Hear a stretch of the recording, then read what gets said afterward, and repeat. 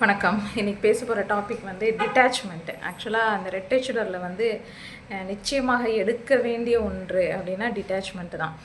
சரிங்களா? ஆனால் அது ரொம்ப ரொம்ப வலி மிகுந்தது அப்படின்னாலும் அது டிட்டாச்மெண்ட்டு தான். அதுக்கு முன்னாடி வந்து ஒருத்தவங்க வந்து கேட்டிருந்தாங்க. அதாவது ரொம்ப அவமானம் படுத்துகிறாங்க இந்த ஜேர்னியை பற்றி, தவறாக வந்து நிறைய சொல்கிறாங்க அப்படின்னு சொல்லிட்டு.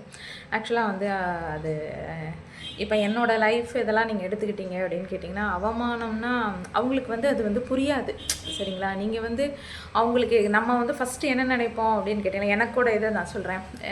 நான் வந்து என்ன நினைப்பேன்னா, புரிய வச்சிடலாம், இதோட தெய்வீகத்தன்மையை வந்து புரிய வச்சிடலாம் அப்படின்னு சொல்லிட்டு நான் வந்து நினைப்பேன்.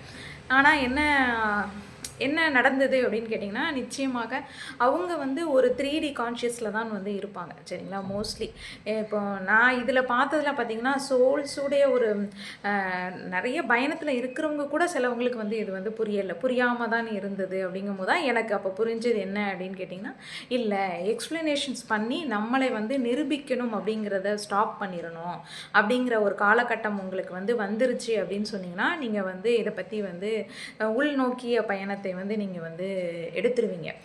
ஃபஸ்ட்டு நம்ம என்ன பண்ணுவோம் அப்படின்னா, இதை சொல்லி புரிய வச்சிடலாமா ஒன்று என்ன இருக்கும் அப்படின்னு கேட்டிங்கன்னா, யான் பெற்ற இன்பம் பெருகை வையகம் இதை மாதிரி நீங்கள் வந்து இருங்க அப்படின்னு சொல்லலாம் அப்படின்னு சொல்லிட்டு ஒரு ஆசை இருக்கும். அதனாலே வந்து அவங்களுக்கு வந்து எக்ஸ்பிளைன் பண்ணுவோம்.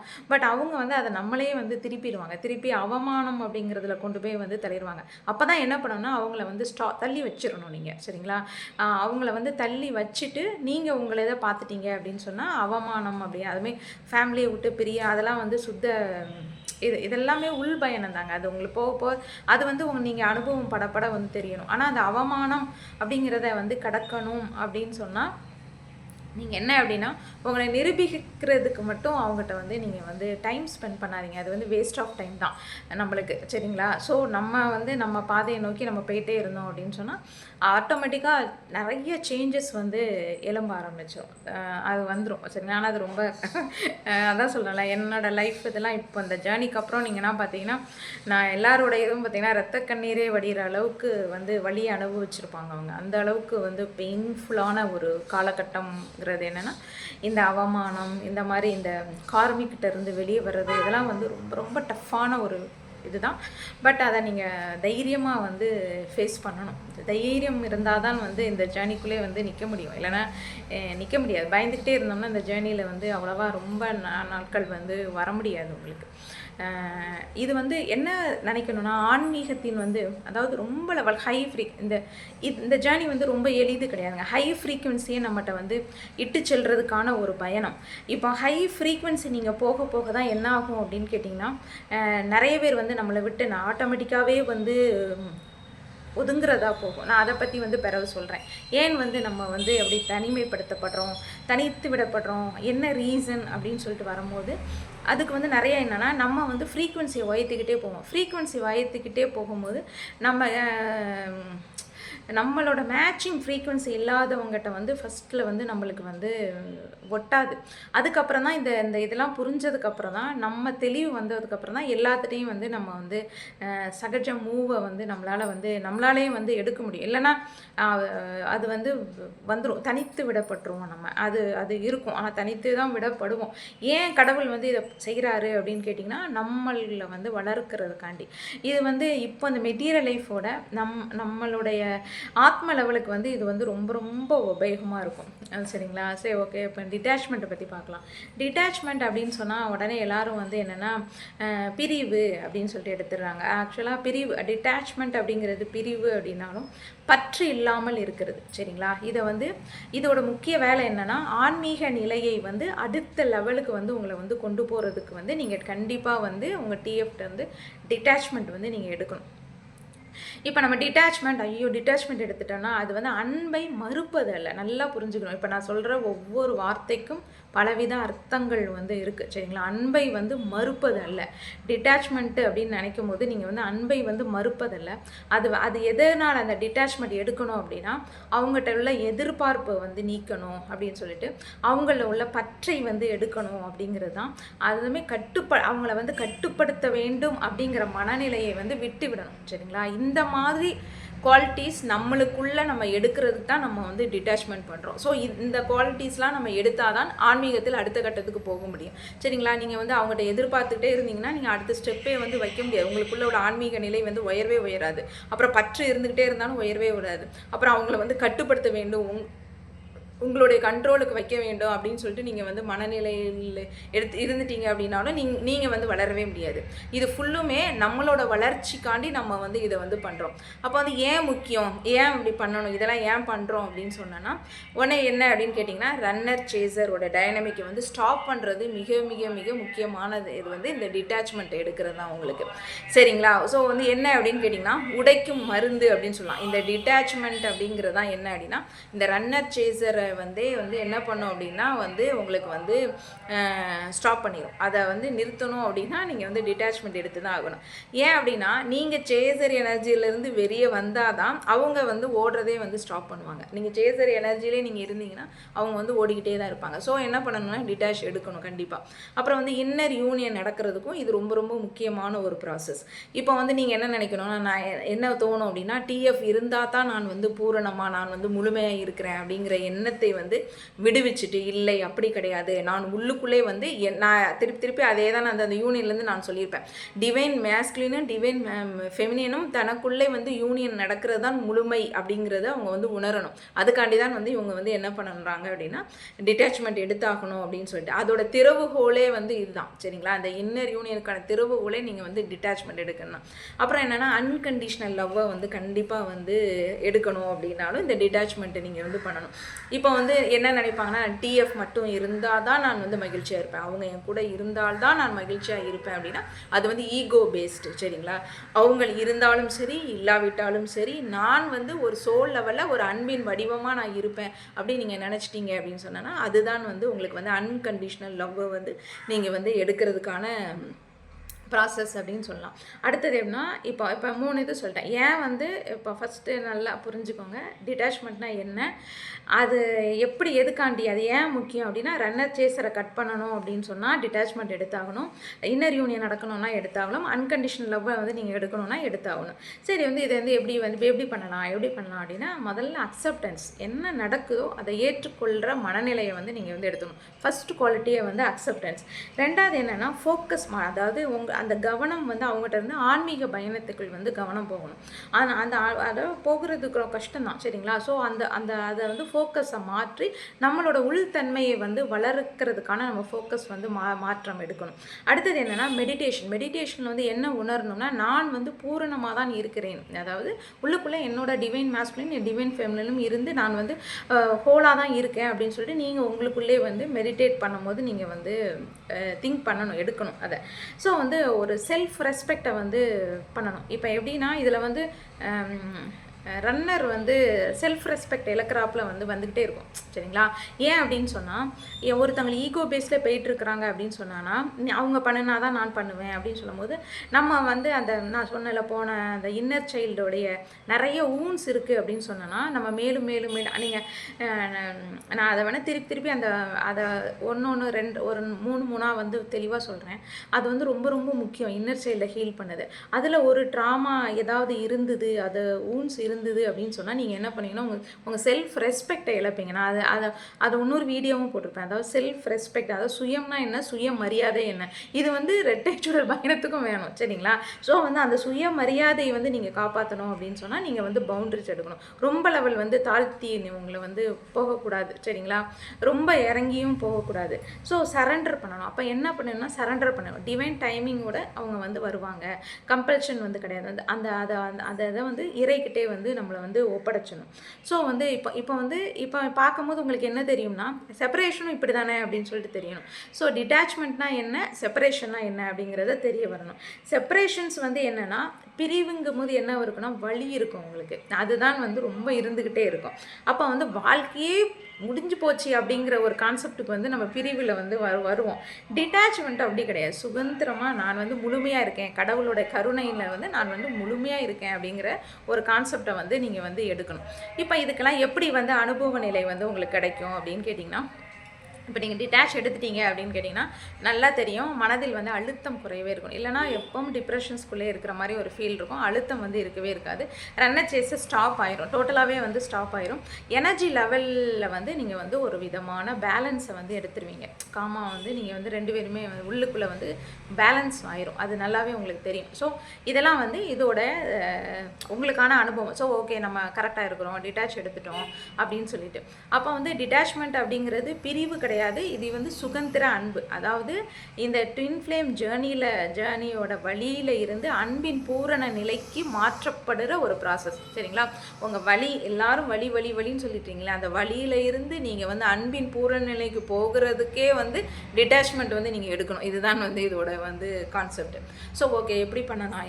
இது வந்து ஈஸியாக எப்படி பண்ணலாம் அப்படின்னா, நான் சொல்லிட்டேன், ரொம்ப ஈஸியாக சொல்லிட்டேன். இதெல்லாம் அது கிடையாது, ரொம்ப டஃப். டிட்டாச்மெண்ட்டுங்கிறது இது வந்து ஆத்ம லெவலோடது. ஸோ வந்து மற்ற பிரிவுகளோ மற்றவளுடைய உங்களுக்கு வந்து அந்த பூரணத்தன்மை நீங்கள் அதெல்லாம் வந்து இந்த 3Dயில் வந்து நீங்கள் பார்க்காத ஒரு சோல் ஜேர்னி இது. ஸோ அந்த சோலுடைய டிட்டாச்மெண்ட் நீங்கள் எடுக்கணும், இந்த ப்ராசஸ் பண்ணி நீங்கள் வந்து உங்களுக்குள்ளே வந்து முழுமையாகணும் அப்படின்னு சொல்லிட்டு நீங்கள் வந்து எடுத்துட்டீங்க அப்படின்னு கேட்டிங்கன்னா உங்களுக்கு வந்து இது வந்து உங்களுக்கு வந்து ரொம்ப லெவல் வந்து ஈஸியாக இருக்கும். இப்போ ஜேர்னலிங் வந்து நீங்கள் வந்து இப்போ இது எதுக்கு என்ன பண்ணலாம் அப்படின்னா, ஜேர்னல் எழுதுறது எப்படி பண்ணலாம் அப்படின்னா, இப்போ ஒரு நோட்டு எடுத்துக்கோங்க. டெய்லி வந்து ஒரு 10 minutes நீங்கள் வந்து எழுதுங்க. எழுதுகிற ப்ராசஸ். ஏன்னா ஏன் திருப்பி எழுதுங்க அப்படின்னு சொல்கிறேன்னா, நான் வந்து எழுதி தான் நிறையா பண்ணேன். சரிங்க? எழுத்து வந்து இதுக்கு வந்து ரொம்ப ரொம்ப இம்பார்ட்டண்ட்டாக இருக்கும். அதுக்கப்புறம் என்ன ஆகுனா, உள்ளுக்குள்ளே நீங்கள் வந்து எடுக்க ஆரம்பிட்டீங்க. அந்த வழினா இருக்கும்போது கொஞ்சம் எழுதுனீங்க அப்படின்னு கேட்டிங்கன்னா உங்களுக்குள்ளே வந்து நிறைய தெரிய வரும். நிறைய பேர் வந்து பிஸி ஷெடியூலில் இருப்பாங்க. ஸோ வந்து ஒரு 10 to 15 minutes இதுக்காண்டி உட்காந்து நீங்கள் இதே ஒரு விதமான மெடிடேஷன் தான். சரிங்களா? நீங்கள் வந்து மெனக்கெட்டு உட்காந்து இது பண்ணணும் அப்படிங்கிறது இதுவே உங்களுக்கான உள் வளர்ச்சி தாங்க. மெடிடேஷன்ஸ்கிறது என்ன நினச்சிங்க? சும்மா கண்ணை மூடிட்டு உட்காந்துருக்கிறது வந்து மெடிடேஷன்ஸ் கிடையாது. உங்களுக்கு உள்ள ப்ராசஸ் வந்து நீங்கள் வந்து பண்ணணும், கேள்வி கேட்கணும், அதை வந்து எழுதணும். சரிங்களா? அப்போ செல்ஃப் அவேர்னஸ் இப்போ வந்து எப்படி நீங்கள் வந்து என்ன வந்து இன்றைக்கி ஃபுல்லும் தாட் எடுத்தீங்க. நான் நேற்று சொன்னேன்ல, இதெல்லாம் வந்து நீங்கள் வந்து டெய்லி பண்ணுங்கள். நான் என்ன தாட் எடுத்தேன், சரிங்களா? அப்போ நான் என்னெல்லாம் வந்து காலையிலேருந்து நினச்சேன். அப்போ என் டிஎஃப்பை பார்க்கும்போது கோபம் வருதா, ஆசை வருதா, துக்கம் ஏதாவது வருதா, நம்பிக்கை இருக்கா, ஏதாவது இருக்கா, என்னென்ன உங்களுடைய எமோஷ்னலாக வருதுங்கிறத எழுதணும். நேற்று நான் சொன்னல அதே தான். எழுதி முடிச்சுட்டு உங்களுக்கு ஏதாவது இதில் ஒன்று வந்துச்சுன்னா, ஊன்ஸ் இருக்குதுன்னு சொன்னல, அந்த ஊன்ஸை வந்து நீங்கள் வந்து என்ன பண்ணணும், கிளியர் பண்ணணும். அந்த ஊன்ஸை கிளியர் பண்ணால் தான் ப்ராசஸ் வந்து ஒன்றா இப்படி தான் வரும். பார்த்துவோம். ஊன்ஸை வந்து நீங்கள் என்ன பண்ணணும், ஓ இது இருக்குது, ஸோ இன்னர் சைல்டில் வந்து நான் இது இருக்கிறதுனால தான் நான் வந்து இன்றைக்கி இப்படி நான் ரியாக்ட் பண்ணியிருக்கேன். ஸோ நான் சொன்ன அந்த ப்ராசஸை வந்து நீங்கள் வந்து பண்ணணும். அடுத்தது என்ன அப்படின்னு கேட்டிங்கன்னா, டிட்டாச்மெண்ட்டை அட்டாச்மெண்ட்டை வந்து ரிலீஸ் பண்ணணும். எப்படி அட்டாச்மெண்ட்டு ரிலீஸ் பண்ணி டிட்டாச்மெண்ட் எடுக்கிறது அப்படின்னு சொல்லிட்டு கேட்டிங்கன்னா, எந்த வித எதிர்பார்ப்பு இப்போ நீங்கள் வந்து உங்களுடைய டிஎஃப்ட வந்து ஒன்று கேட்குறீங்க இன்றைக்கி, சரிங்களா? மனதளவுனாலும் சரி எதனாலும் சரி ஒன்று வந்து கேட்கும்போது அவங்க எனக்கு தரலை அப்படின்னு சொன்னால், பேசிக்கலாக நம்ம மற்ற இடத்துல வந்து தரலை அப்படின்னு சொன்னால் நம்மளுக்கு ஒன்றே ஐயோ என்னதெல்லாமோ நினைக்க தோணும். பாசம் இல்லைன்றோம், அன்பு இல்லைன்றோம், இவங்க சரி இல்லைன்றோம், இல்லை நம்மளுக்காண்டி இல்லை, இவங்க நம்மகிட்ட கோபம் வரும், ஏன் தர மாட்டேன், இப்படி பல விதம் இருக்கும். ஆனால் இவங்க வந்து இல்லாவிட்டாலும் எப்படி உணரணும் அப்படின்னா, நான் அவனின்றி நான் வந்து அவனோ அவளோ, சரிங்களா? இது வந்து 2 பேருக்கு நான் சொல்கிறது வந்து உடனே நான் சொன்னேன் இது எல்லாமே செய்யணும்.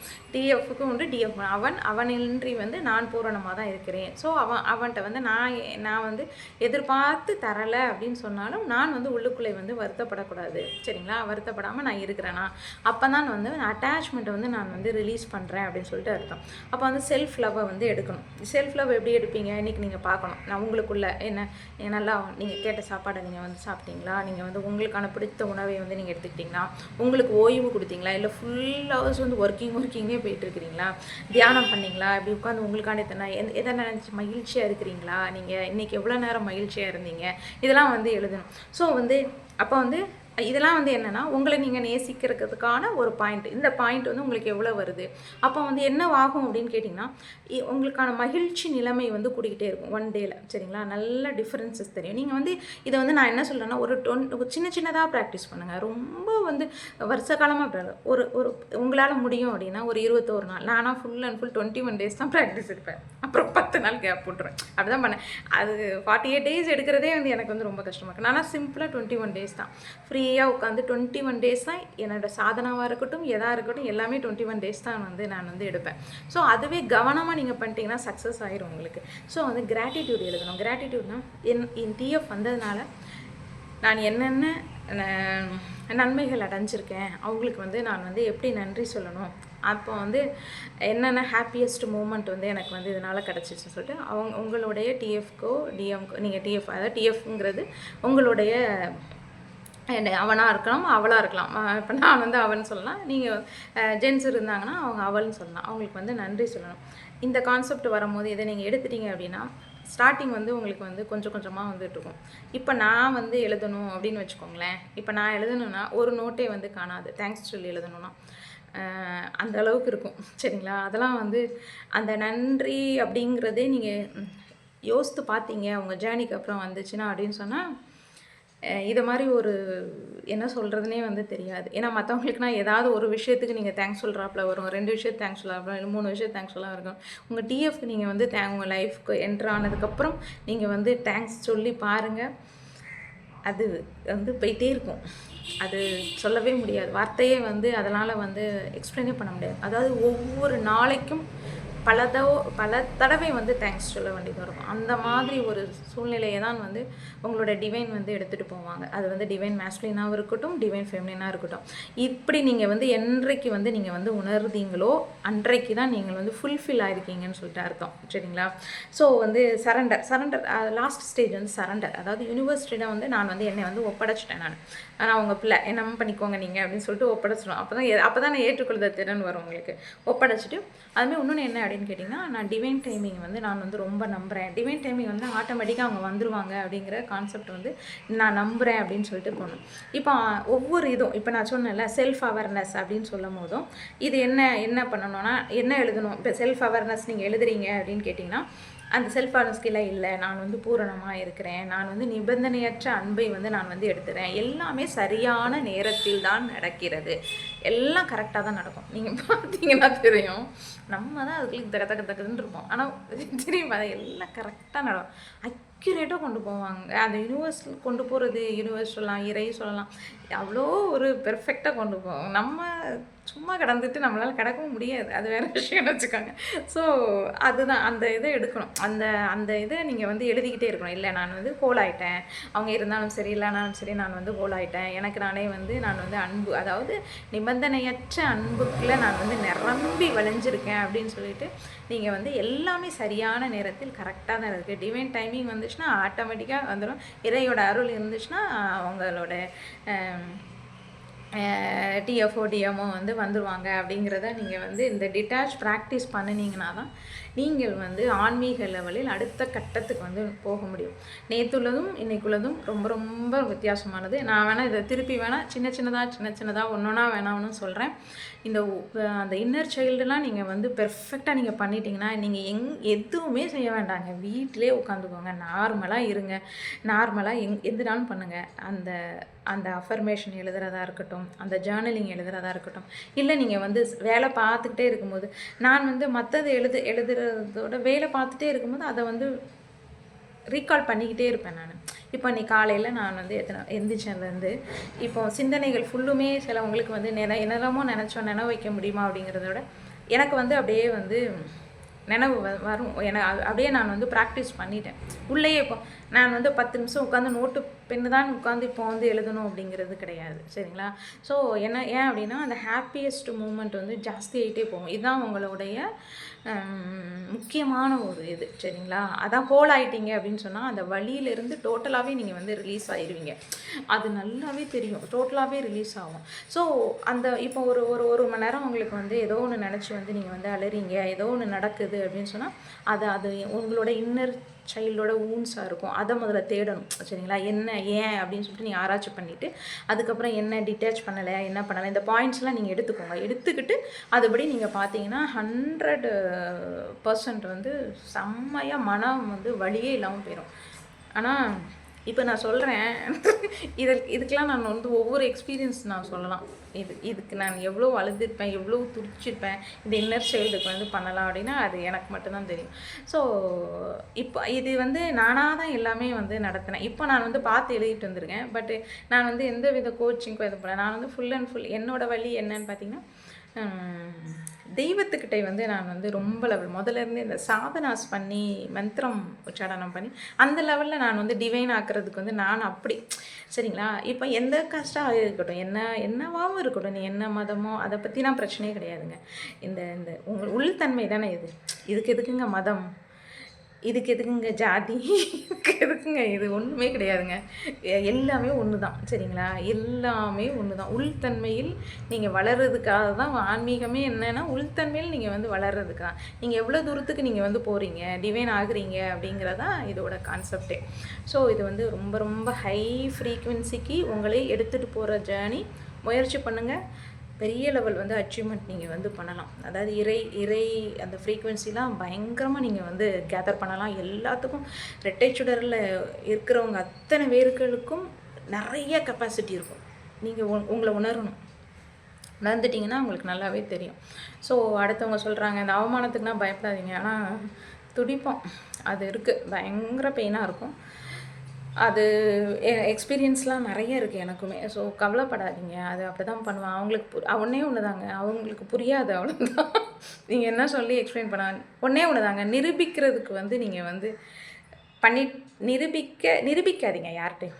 நான் இப்படித்தான் அப்படிங்கிறத நீங்கள் வந்து நிரூபிக்கிறத ஸ்டாப் பண்ணிட்டீங்கனாலே அவங்க ஆட்டோமேட்டிக்காக மூவ் ஆயிடுவாங்க. அவங்க வந்து நீங்கள் நிரூபிக்க தான் என்ன ஆகும்னா அவங்க திருப்பி கேள்வி எழுப்பிக்கிட்டே இருப்பாங்க. புரியுதா? நீங்கள் கேட்க மாட்டாங்க. அப்போ என்ன பண்ணுன்னா அவங்க ஆத்மா வந்து துடிக்கும். தொட்ட இல்லை நான் அப்படி அதெல்லாம் வேண்டாம். நீங்கள் இப்படி சொன்னாலும் திட்டுவாங்க, அப்படி சொன்னாலும் திட்டுவாங்க, எப்படி சொன்னாலும் திட்டுவாங்க. சரிங்க, எப்படி சொன்னாலும் அவமானப்படுத்துவாங்க. நிரூபிக்க மட்டும் செய்யவே செய்யாதீங்க.